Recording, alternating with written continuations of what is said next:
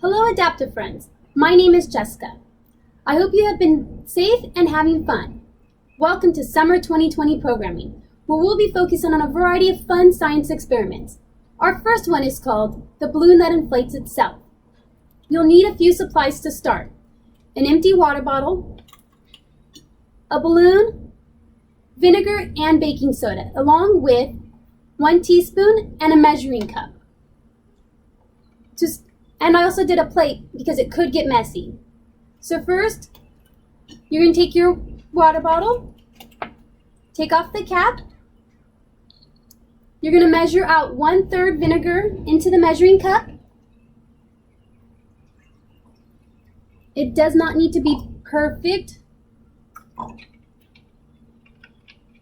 Put the cap back on so we don't spill it. And we're going to pour the vinegar into the empty water bottle.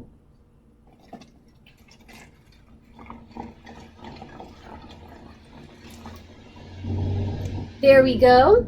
And we're going to go ahead and set the water bottle with the vinegar in it aside. Next, you'll need 2 people for this step. One person is going to hold open the neck of the balloon like this, while the other one will measure out 3 tablespoons of baking soda and then put that into the balloon. I've already done this step because I didn't have a second person to help me, so there you go. Then you're going to take your water bottle with the vinegar in it and put it on the plate. You're going to stretch part of the neck of the balloon over the water bottle, like that. There you go. And notice that the baking soda is still in the balloon. Lastly, you're going to hold open the top of the balloon and you're going to shake the baking soda into the vinegar. And this is where the science experiment begins. So see what happens. So there we go. And there it goes. It inflates itself.